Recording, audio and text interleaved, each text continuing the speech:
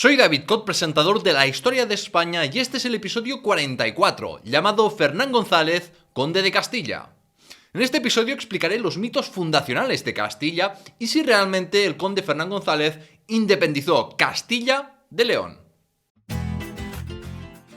Suscríbete en YouTube y podcast a La Historia de España, presentada por David Cot. Los mitos fundacionales de Castilla. La historia de cómo nació Castilla ha sido objeto de leyendas y tergiversaciones históricas que poco tienen que ver con la realidad.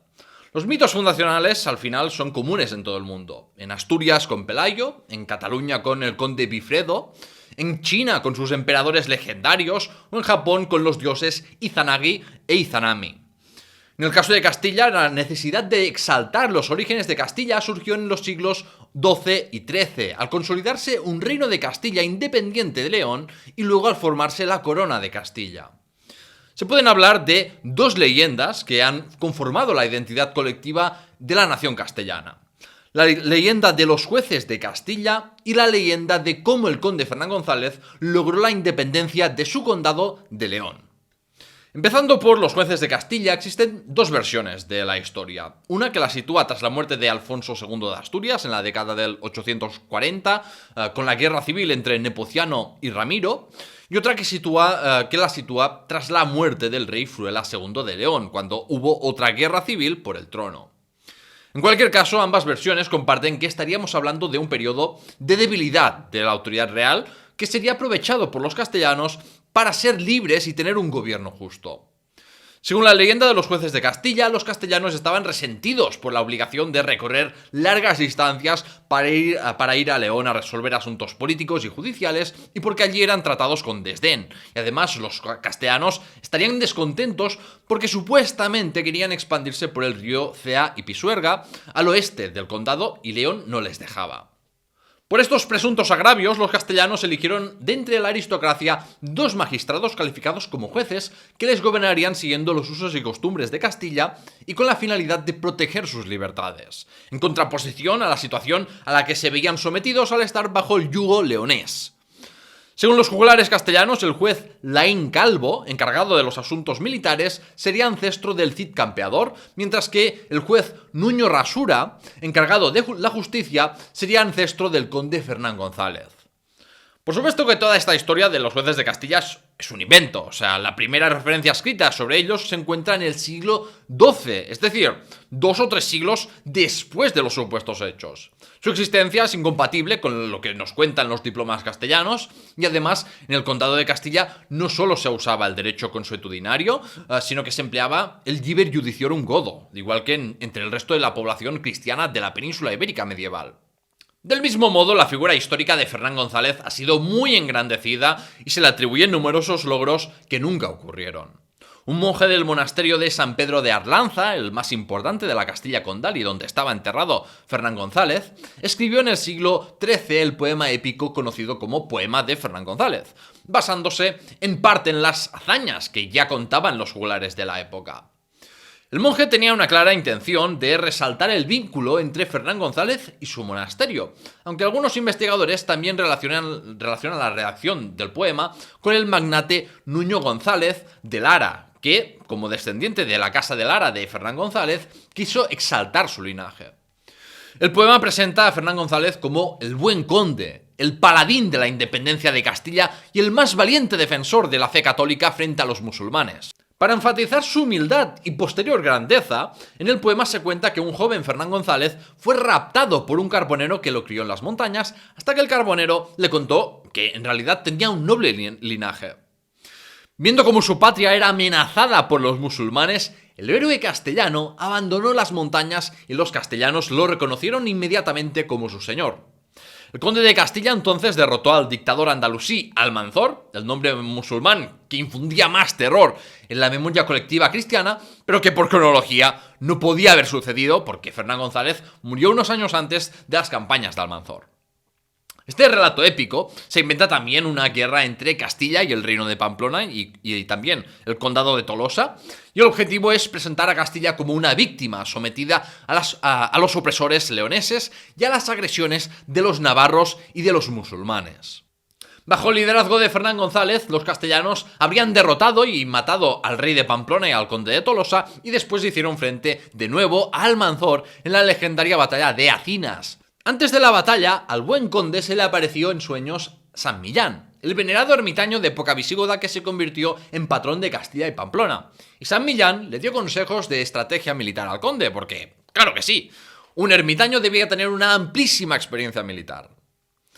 Al tercer día de la batalla, los castellanos estaban en una situación crítica hasta que el apóstol de España, Santiago, apareció en el campo de batalla con un ejército fantasmal que puso en huida a los musulmanes.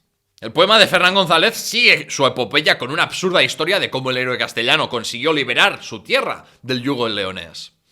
El rey Sancho el Craso convocó al conde de Castilla en la corte de León. Fernán González llegó con un caballo y halcón que habían pertenecido a Almanzor, y el rey de León tuvo el capricho de ofrecer una gran suma de dinero para comprarlos. Sancho y Fernán fijaron un día de pago y acordaron que la deuda se duplicaría cada día si el rey de León no podía pagar en la fecha prevista. Pasaron los años hasta que el conde de Castilla le recordó a Sancho su deuda, y cuando calcularon la deuda, Sancho se quedó estupefacto y prometió liberarlo del vasallaje y cederle la soberanía de Castilla si Fernán González perdonaba la deuda. Así que, según la leyenda, fue una deuda impagable lo que permitió la independencia de Castilla y no una rebelión o una batalla épica. Maribel Fierro y otros investigadores antes de ella han estudiado el origen islámico andalusí de esta leyenda, ya que forma parte de un topo literario árabe que llegó al mundo islámico basándose en cuentos indios, donde se produce un doblamiento de la deuda cada día que se pasa de la data estipulada para el pago. Y por otro lado, el motivo de los caballos y halcones es otro recurso muy empleado en la literatura árabe.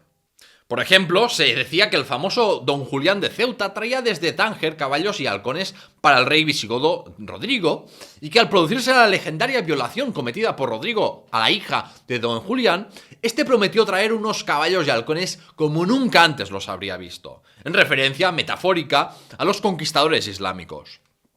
Tanto en la leyenda de Don Julián como en la de Fernán González, el caballo y el halcón sirven a modo de lección de cómo el deseo y ambición de los gobernantes, y específicamente el de animales espléndidos, puede llevar a consecuencias catastróficas e imprevistas para los gobernantes. La leyenda de los jueces Laín Calvo y Nuño Rasura también tiene una inspiración islámica, ya que su calvicie es una referencia a la práctica de algunos bereberes de raparse la cabeza como signo de identidad y a veces vinculado a rebeliones jaríes.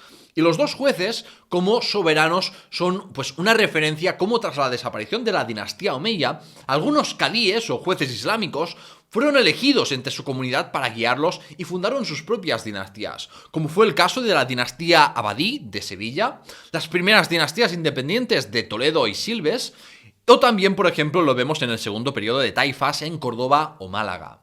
Por lo tanto, la épica castellana y los mitos fundacionales de Castilla tienen unas raíces islámicas andalusíes poco reconocidas, pero que están ahí.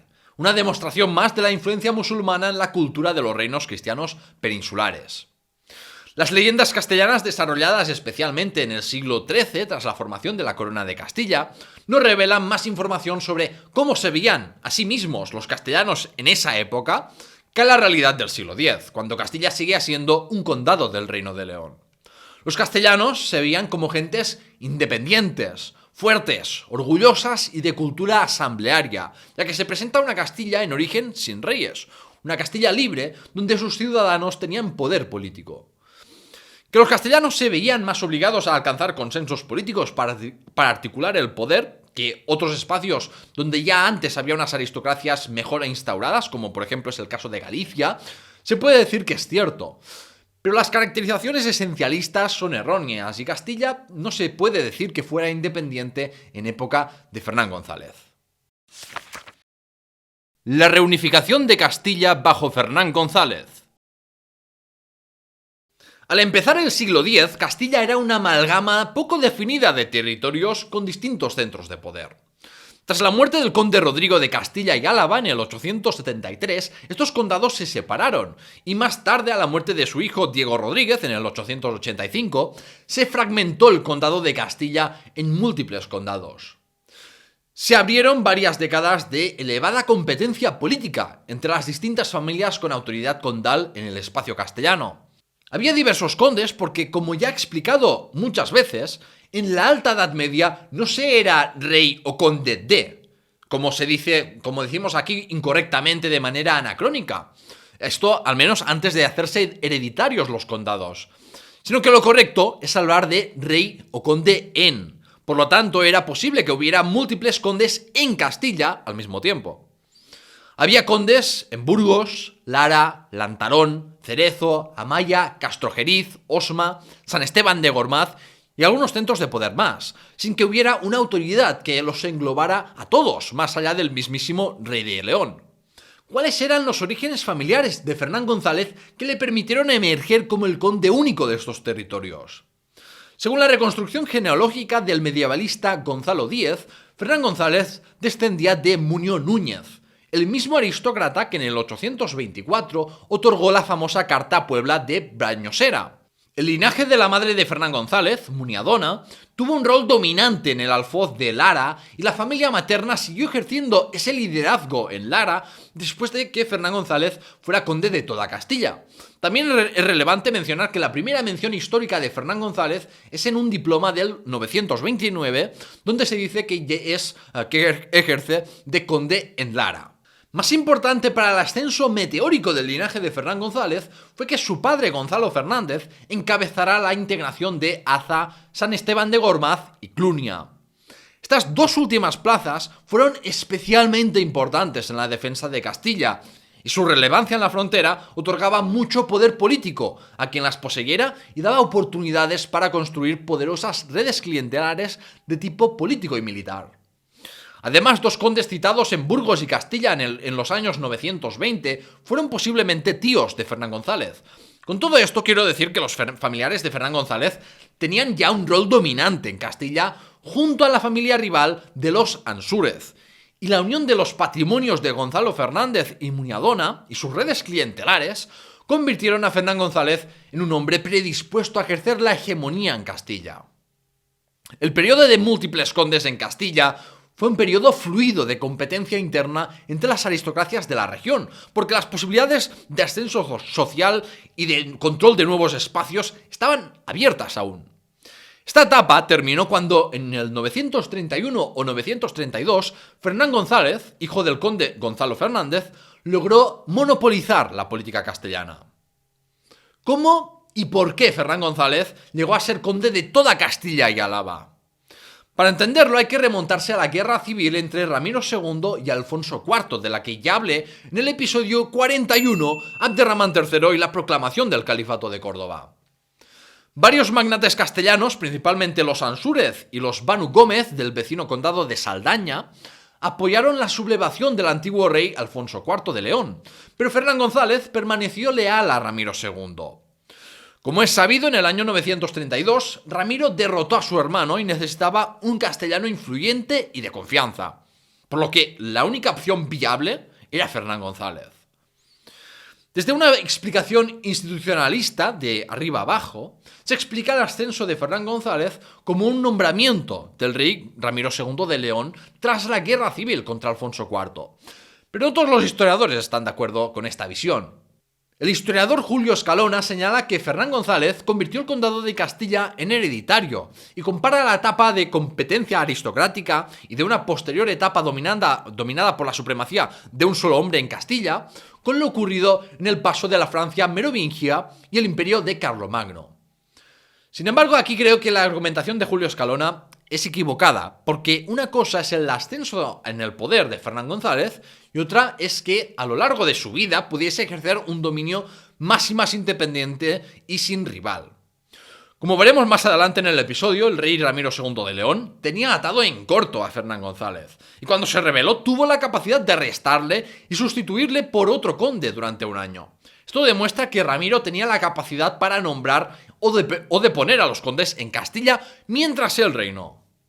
El hecho de que se patrimonializase e hiciese hereditario el poder condal en Castilla, igual que ocurrió en otros puntos del Reino de León a lo largo de la segunda mitad del siglo X, se explica mucho más por los desmadres políticos posteriores a la muerte de Ramiro II, cuando las guerras civiles e intervenciones militares desde Córdoba provocaron continuas sustituciones de reyes débiles en León. Así pues, la amplia base patrimonial y red clientelar del linaje de Lara, la lealtad mostrada permitió que Fernán González recibiera el gobierno de todo el espacio oriental del Reino de León, consiguiendo el condado de Álava y el condado de una Castilla reunificada bajo el liderazgo de un solo hombre. El condado de Castilla era la mayor demarcación territorial del Reino de León, o sea que entregar este amplio territorio junto a Álava a un solo magnate era una jugada pues arriesgada para el rey Ramiro. Pero las circunstancias políticas provocadas por la guerra civil eran las que eran, así que tuvo que depositar su confianza en este hombre y desde un punto de vista militar para hacer frente a las amenazas cada vez mayores de Abderramán III de Córdoba, que acababa de proclamarse califa, pues tenía sentido para facilitar las movilizaciones y mejorar la defensa, dar tanta autoridad a un solo hombre en la frontera más vulnerable a ataques musulmanes. Por otro lado, ¿qué tendencias y cambios estaban produciendo en un horizonte más a largo plazo en Castilla?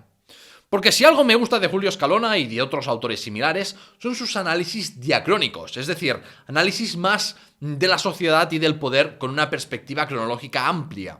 En el episodio 37, el reinado de Alfonso III de Asturias, ya expliqué que la realidad política y social de Castilla y Álava era muy local. La articulación territorial era débil y la sociedad aún era bastante igualitaria en términos de riqueza y de poder. El grado de fragmentación de la propiedad era mucho más elevado en Castilla que en las comarcas leonesas, donde los reyes y algunos grandes magnates podían poseer poblaciones enteras. Muy progresivamente, y estoy hablando aquí de un proceso de siglos, esto fue cambiando debido a que los aristócratas se hicieron con el control de las tierras comunales, por la creación de obispados y la construcción de monasterios y castillos que servían para ejercer un mayor control social, la integración de notables locales en redes de dependencia mayores y también por el ejercicio de la justicia y el liderazgo militar. En este proceso de feudalización de Castilla fue importante la figura de Fernán González, porque pudo ejercer su autoridad por todo el espacio oriental del Reino de León y contribuyó a que las dinámicas sociopolíticas castellanas pasaran de ser locales a regionales y se centralizase más el poder a nivel estatal, regional y local, porque los aristócratas locales fueron más necesarios que nunca como intermediarios para el control de las comunidades. Juan Antonio Quirós, basándose en las tesis del sociólogo Bob Jessop, plantea que el poder en la Castilla condal era relacional. Y esto significa que el ejercicio del poder se basaba más en las relaciones y consensos entre distintos agentes políticos y en redes políticas de clientela, que en quién tenía más patrimonio o en un sistema fiscal fuerte. Esto se aplica aquí porque la centralización del poder retroalimentaba el poder aristocrático a nivel más local, ya que era necesario integrar élites locales a estructuras de gobierno mayores o bien elegir desde fuera a alguien para dirigir esas comunidades. Por lo que no es un rey y condes contra el sistema aristocrático, sino más bien élites dirigentes de distinto nivel uniendo sus intereses para someter a un mayor grado de control el territorio y su campesinado. Fernán González al frente de Álava y Castilla. La primera mención indiscutible de Fernán González como conde de la Castilla reunificada la encontramos en un diploma fechado el 1 de mayo del 932. Fernán González no es que se pusiera a reemplazar a todo Dios y acaparara a todos los cargos relevantes para sí mismo. Por ejemplo, un hombre llamado Vela de Tobillas puede verse que actuó en juicios del 911 y 919 y lo podemos ver de nuevo como delegado del conde de Castilla en un juicio en La Rioja del 940. Con Vela de Tobillas podemos observar el fenómeno del que he hablado antes, de unas élites locales que trascienden sus limitadas islas de autoridad gracias a la unificación y centralización que llevó a cabo Fernán González. Porque Vela de Tobillas se le presupone un descendiente del conde Vela de Álava y antes de la unificación de Castilla y Álava, su actividad judicial no sobrepasaba el espacio de Álava y Lantarón. En cambio, cuando empezó a colaborar con Fernán González, pudo convertirse en un aristócrata capaz de actuar en todo el área oriental del Reino de León. Gracias a los documentos legales que nos han llegado, podemos observar cómo desde el año 932 la mayoría de casos judiciales de los condados castellanos se llevaron a cabo en presencia del conde Fernán González o bien de delegados laicos o eclesiásticos nombrados por él. Los juicios eran una de las mayores demostraciones, una de las mayores manifestaciones del poder en la Alta Edad Media. La resolución judicial de disputas tenía un gran significado político y social, tanto que a veces todos los aldeanos podían acudir a un juicio para ser testigos de la resolución de un conflicto, como podemos ver en un juicio de Fernán González observado por una multitud en Burgos. Igual que observamos en el episodio 43, los condados catalanes 910-950, sobre los aldeanos de Vilamacolum frente al conde de Ampurias, los aristócratas y monasterios podían actuar contra grupos de aldeanos indefensos. Ya fuera por falta de documentos escritos o por no querer dar testimonios jurados, por la disuasión y coerción que ejercía la sola presencia del conde de Castilla o de otros personajes de la élite, pues muchas veces las comunidades locales perdían estos juicios por tierras, espacios comunales y recursos forestales o hídricos, y lo ganaban los poderosos, que no hacían más que acumular más y más poder con estas dinámicas feudales. Es verdad que no siempre los más vulnerables perdían y a veces se producían lo que se llaman en las fuentes concilios, que podemos definir como asambleas que podían incluir desde pequeños propietarios a grandes con el fin de llegar a un consenso amistoso para resolver conflictos. Volviendo más a la historia política, la hábil reina casamentera toda de Pamplona casó a una de sus hijas con el rey Ramiro y otra con el conde Fernán González. La esposa de Fernán, doña Sancha Sánchez, ya había estado casada unos meses con el rey Ordoño II de León y luego estuvo casada varios años con el conde de Álava, con el que tuvo al menos 2 hijos. Así que contrajo matrimonio por tercera vez, porque las mujeres de la alta aristocracia eran usadas así de esta forma tan burda como moneda de cambio. De esta unión nacieron 4 hijos y 3 hijas, y fue su cuarto hijo varón, llamado García Sánchez, el que vivió lo suficiente como para suceder a su padre en el cargo de conde de Castilla y Álava en el 970. Estos matrimonios que reforzaban la cooperación entre reinos cristianos del norte, la unificación de Castilla bajo un solo conde o las amenazas de expansión más allá del Duero por parte de todo el reino de León provocaron una reacción en la Córdoba califal. Por un lado, el califa se enfrentó a las huestes de Ramiro II de León y el conde Fernán González en la campaña de Osma del 934 y en la batalla de Simancas-Aljándega. Las explicaciones de estas campañas las voy a obviar aquí porque ya hablé de ellas en detalle en el episodio 42, Ramiro II de León y la batalla de Simancas-Aljándega. Y por otro lado, el califa cordobés vio la necesidad de fortificar mejor el espacio soriano con acciones como convertir Medinaceli en un gran centro de operaciones militares para delimitar bien la frontera entre los cristianos y los andalusíes, que hasta ese momento había permanecido mucho más indefinida y permeable. Mismamente, Sepúlveda fue integrada en Castilla en esta época, quizás ya en el 940, al mismo tiempo del rápido avance leonés hacia Salamanca y Ledesma después de la victoria cristiana en Simancas-Aljándega, o bien en el año 946 si hacemos caso a los anales castellanos primeros. Cualquier caso, en la década del 940 el Califato de Córdoba cambió su estrategia militar de unas pocas grandes campañas a muchas incursiones de menor magnitud y sobre todo con jinetes para ser más rápidos y minimizar riesgos. Esta estrategia fue brillante, fue muy efectiva. Como el espacio sur de Castilla, con plazas como Gormaz, Clunia, Osma o San Esteban de Gormaz, era una frontera militar, el control político de los condes castellanos fue vulnerable a las ofensivas andalusíes que a veces provocaron cambios de mano durante el califato de Abderramán III y Al-Hakam II y durante el régimen de Almanzor. Este carácter fronterizo marcó mucho a la sociedad castellana como una población muy militarizada. Esto también benefició a las élites dirigentes para consolidarse en su posición privilegiada, dio oportunidades de promoción social y era un mecanismo de presión hacia los campesinos para justificar que se apropiasen de excedentes de producción o que movilizasen hombres para la guerra o la vigilancia de castillos. 949. el año en que Castilla ardió. Ahora quiero hacer un paréntesis e introducir una noticia que nada tiene que ver con la historia política o con Fernán González, pero que vale la pena contar por ser un evento importante en la historia natural y por su incidencia en la sociedad. Pero antes de eso, si has llegado hasta aquí, tengo una pregunta secreta para ti.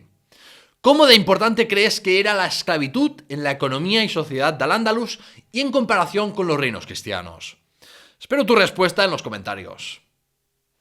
Bien, en el 949 un gran incendio afectó buena parte de la meseta norte, desde la costa portuguesa y Zamora hasta la provincia de Burgos, con especial incidencia en la comarca de la Bureba, al este de Burgos. Ha habido confusión sobre cuándo se produjo un gran incendio por la meseta norte debido a la mala datación de algunos documentos. Muchos atribuían los hechos en el año 939 y lo relacionaban con un eclipse que precedió la batalla de Simancas.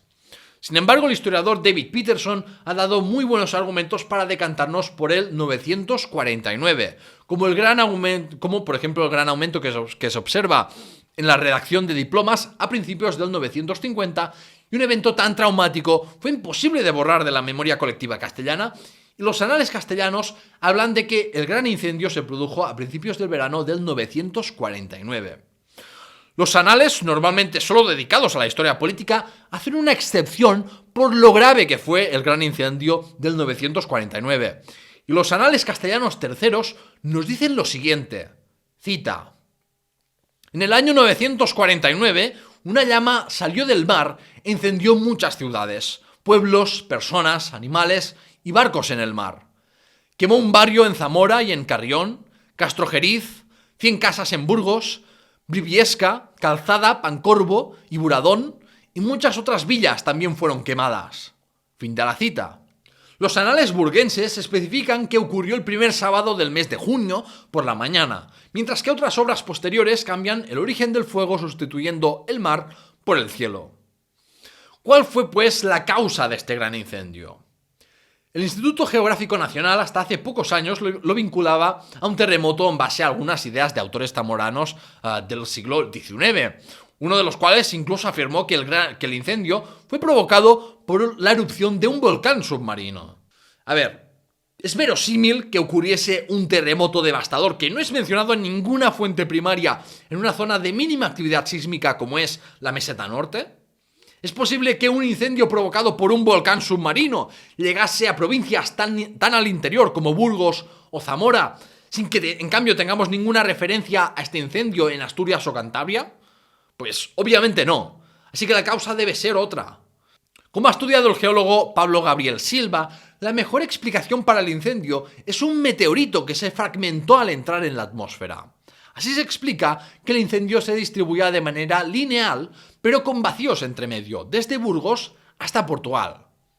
Este desastre natural tuvo una gran incidencia en la actividad documental de los monasterios en el año 950, por lo que no es válida la explicación de que solo en un monasterio en particular se conservan por accidente histórico, por casualidad, muchos diplomas de un año en concreto.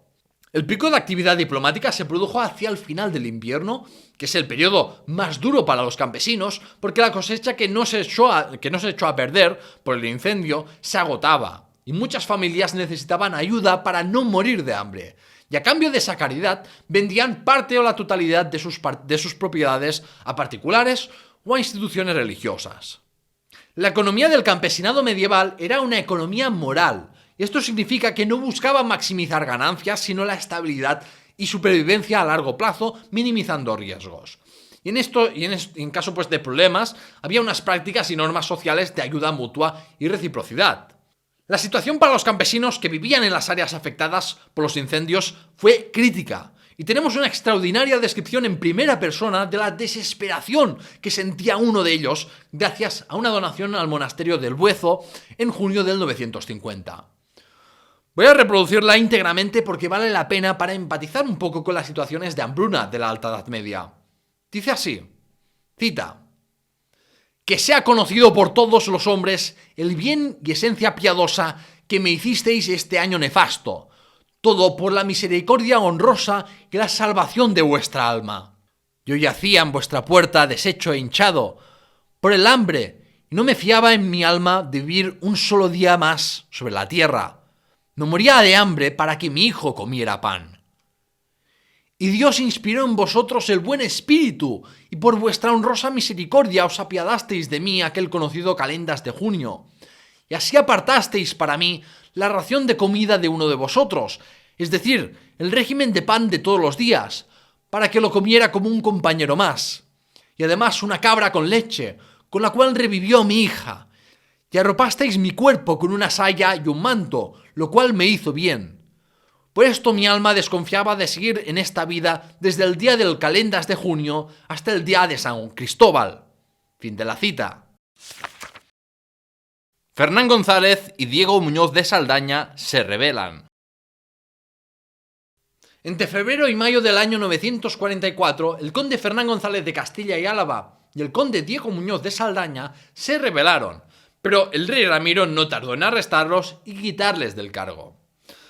Lamentablemente la cronística cristiana es muy escueta y no da las razones y detalles de la revuelta. El tomo quinto del Muktabis de Ibn Hayyan termina abruptamente en el año 942 y se desconoce si sigue conservándose en algún sitio el tomo sexto, con lo que no estamos muy bien informados ni sobre el reinado tardío del califa Abderramán III, ni sobre lo que ocurría en los reinos cristianos en aquella época. Recordemos que entre el territorio de León, firmemente controlado por la dinastía asturleonesa, y el condado de Castilla, había dos condados importantes. El condado de Monzón, de los Ansúrez, bañado por el Pisuerga y Arlanzón, y el de Saldaña, controlado por los Gómez, bañado por el río Carrión. Tras encarcelar a Fernán González y a Diego Muñoz, Ramiro II nombró conde en Castilla a su hijo, el infante Sancho, el futuro rey Sancho el Craso. Sancho aún era menor de edad y por la falta de vínculos fuertes de la dinastía asturleonesa en Castilla, pues el rey mantuvo al infante bajo la tutela del conde Asur Fernández de Monzón, que fue el que verdaderamente ejerció el poder condal en ausencia del linaje de Lara. Poco después de la revuelta, el rey Ramiro donó el Manzanar, que había pertenecido a Fernán González, a San Pedro de Cardeña. Recordemos que es el monasterio más importante de Castilla en esta época y el más vinculado al conde. La donación de este terreno confiscado frente al populacho, además de Burgos, servía para simbolizar la caída en desgracia de Fernán González y para decir que quien mandaba ahora en Castilla era el rey. Pero Ramiro no mandó ejecutar o cegar a Fernán González, ni le confiscó la mayoría de sus propiedades. Y en cambio terminó su cautividad y la del patriarca de los Banu Gómez a finales del año o principios del 945, cuando acordaron casar a la hija del conde castellano llamada Urraca con el infante Ordoño, el futuro rey Ordoño III de León. Solo podemos especular sobre por qué el aguerrido monarca leonés devolvió el importantísimo cargo de conde en Castilla y Álava a Fernán González. ¿Tanto poder seguía teniendo Fernán González? Lo necesitaba Ramiro para poder gobernar de manera más efectiva sobre Castilla debido a los fuertes lazos sociales y de clientela que había desarrollado el conde con el resto de magnates y aristócratas menores de Castilla.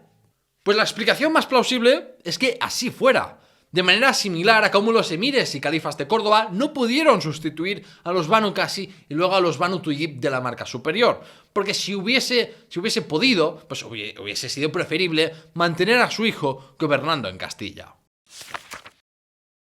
¿Fue Fernán González quien independizó Castilla de León? Esta es la pregunta más importante que responder hoy. ¿Fue el conde Fernán González el que logró la independencia de Castilla? La respuesta corta es que no. No se puede hablar de que el condado de Castilla fuera independiente durante el gobierno de Fernán González o al morir este. Y no se puede hablar de la independencia de Castilla hasta que emergió el reino de Castilla separado de León en la segunda mitad del siglo XI. La mejor manera de entender esto es comparando la situación del condado de Castilla con los condados catalanes del siglo X. El rey Ramiro, es verdad que con dificultades, pero pudo arrestar y reemplazar en el cargo al conde Fernán González tras su revuelta. Fue solo después de su muerte que los reyes de León dejaron de tener el poder de nombrar y destituir al conde en Castilla, como en muchos otros sitios, debido a la debilidad del poder regio leonés en aquella época. El hecho de que se patrimonializara y se hiciera hereditario el condado de Castilla a su muerte, a la muerte de Fernán González, formándose así una dinastía condal, es un argumento a favor de que el condado de Castilla sí logró la independencia, independizarse entonces. Sin embargo, es mucho más poderoso el argumento en contra de que los condes de Castilla estuvieron 100% involucrados en todas las luchas dinásticas del Reino de León desatadas a la muerte del rey Ramiro II en el 951. Esta es una diferencia fundamental respecto a lo visto en Cataluña, donde los condes del sur de los Pirineos nunca actuaron a favor o en contra de reyes y pretendientes francos desde la época de Wilfredo el Velloso. Los condes de Castilla, de la segunda mitad del siglo X y principios del XI, mantuvieron un amplio horizonte político, estando involucrados en la política y guerras de León, Pamplona o Al-Ándalus. Nada comparable a la relación de los condes hispanos de Cataluña Vieja en relación a los reyes y magnates francos. Y en cambio sí muy similar a los condados y ducados de Francia Occidental. Toda esta cuestión ya ves que no es blanco y negro, sino que en cualquier época, pero especialmente, digamos, en la Edad Media, vemos una escala de grises en ser o no soberano e independiente. Esto ya lo discutí en el veredicto del episodio 38, Wilfredo el Velloso y el origen de Cataluña. ¿Era independiente Castilla de León en el siglo X? No. ¿Pero gozaba de una amplia autonomía política que no hizo más que acrecentarse bajo el gobierno de Fernán González tras la muerte del rey Ramiro? Sí, eso sí. Ya he hablado muchas veces de que los mapas se engañan, y el reino asturleonés, igual que muchas otras monarquías o estados, no tenía un control homogéneo sobre sus dominios. Y esto fue así desde el principio para Castilla. En Castilla solo se han constatado 4 documentos otorgados directamente por el rey de Oviedo o León. Y esta falta de intervención directa se explica por la falta de patrimonio de la dinastía asturleonesa en Castilla y porque seguramente el contrato social con las élites castellanas incluiría esa autonomía. El conde de Castilla y Álava era básicamente el único intermediario entre el rey de León y toda la aristocracia castellana y alavesa. Eso le daba pues un gran poder, porque él era quien hacía los nombramientos de cargos a niveles más locales, quien podía movilizar hombres de Castilla para la guerra y a quien le rendían fidelidad. Los documentos castellanos se databan en función del rey de León y se usaba mayoritariamente la fórmula de mencionar al rey y al conde castellano juntos. Con la unificación de Castilla bajo Fernán González, esta fórmula representaba la unidad y convergencia política de las aristocracias castellanas tras un periodo de competencia interna. Esta práctica de mención del rey y el conde no se observa en Galicia o León, donde era más común datar según el cómputo de la era hispánica, y refleja el reconocimiento de la autoridad superior de la monarquía asturleonesa y de que Castilla formaba parte de esta monarquía. Pero al mismo tiempo, ese monarca prestigioso que servía al conde de Castilla para legitimar su liderazgo regional, pues era un rey distante. ¿Qué poder tenía realmente el rey de León en Castilla?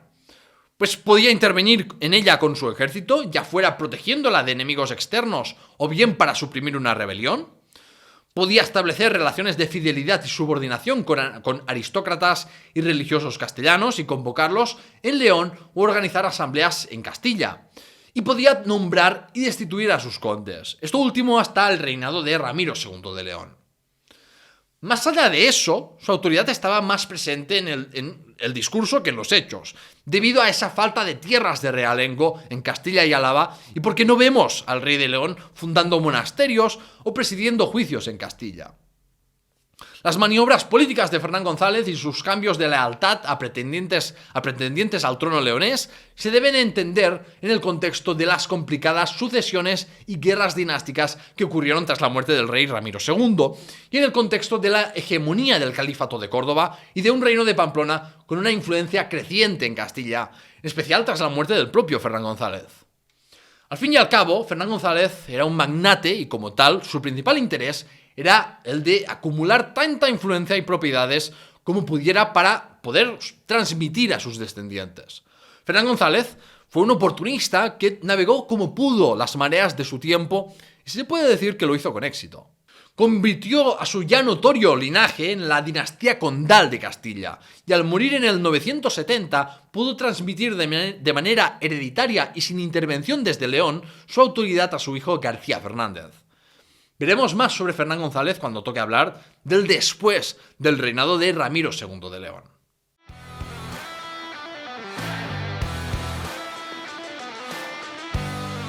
¡El veredicto! En el veredicto de hoy veamos el olvido de Fernán González en la memoria colectiva española y castellana actual. Pero primero veamos cómo de acertado estuvo el comentario de la usuaria Maricruz Redondo 3007 en referencia a la pregunta secreta del episodio 42, preguntando sobre lo que supieras sobre Fernán González, sin buscar por internet. Dijo así, cita: Fernán González emparentó con la reina Doña Toda al convertirse en el tercer marido de su hija, la reina Jimena de Pamplona, viuda de Ordoño II. Consiguió que el rey Ramiro II lo nombrara conde regio de Castilla, y así reunió los distintos condados de lo que se conoce como Castilla en uno solo, con derecho a que sus herederos también heredaran el título y el poder, algo que no se hacía hasta entonces. Fin de la cita. Pues mira, en general, Maricruz, has acertado. Los únicos errores serían en el nombre de la primera esposa de Fernán González, que era Sancha Sánchez, y que en el momento de ser nombrado conde en Castilla hay que esclarecer que no es que el rey Ramiro le otorgase a Fernán el derecho a que sus herederos recibiesen la autoridad que le había sido conferida, sino que, como he explicado en el episodio, pues las circunstancias políticas de después de la muerte de Ramiro permitieron que Fernán González y otros condes del Reino de León se hiciesen hereditarios sus condados. En general diría que Fernán González es una figura mucho más desconocida hoy en día en comparación con otros héroes fundacionales como Pelayo de Asturias o Bifredo el Belloso. Cualquier castellano, hasta bien entrado el siglo XX, habría oído hablar sobre Fernán González, sus gestas y el presunto logro de la independencia de Castilla. Hoy en día, pues ya no lo tengo tan claro. Pelayo y Bifredo han sido muy mitificados por la historiografía, al igual que el conde de Castilla, pero la diferencia clave que ha permitido que esos dos sigan siendo populares y que este no sea el caso para Fernán González, yo creo que radica más en que el nacionalismo castellano, como tal, pues ha quedado muy relegado. Y el nacionalismo español busca más sus héroes en Pelayo, algún rey medieval conquistador y reyes y militares de la Edad Moderna, para exaltar el imperialismo español. En este contexto, pues no interesa a los nacionalistas españoles recordar un conde que supuestamente habría desunido a los cristianos en la lucha nacional contra los malvados invasores musulmanes. Y con esto, el veredicto termina. Si eres nuevo y has llegado hasta aquí, será porque te has gustado el episodio, así que si quieres más contenido de la historia de España, suscríbete al canal de YouTube y dos podcasts, La Historia de España, Memorias Hispánicas. Si además te unes a Patreon, puedes disfrutar de los episodios de la serie cronológica con un mes de antelación. Puedes obtener merchandising exclusivo, aparecer en los créditos o ser mencionado en un episodio. Solo tienes que ir a patreon.com/lahistoriahispana, siguiendo los enlaces de la descripción. Anuncio que seguramente ni más ni menos que en los próximos 4 episodios de la serie principal no serán de historia política, sino que serán episodios temáticos, porque toca hablar de el poder y sociedad y economía del reino asturleonés, la Córdoba califal y Medina Zahara, o la esclavitud en Al-Ándalus. Los próximos 2 episodios serán muy tochos, ya lo veo, porque ya me he pasado, pues, 10 horas solamente en acumular fuentes, o sea que van a ser episodios muy tochos. Y voy a tratar sobre la economía de Al-Ándalus en época omeya y de taifas. Suscríbete para no perdértelo y ¡hasta la próxima!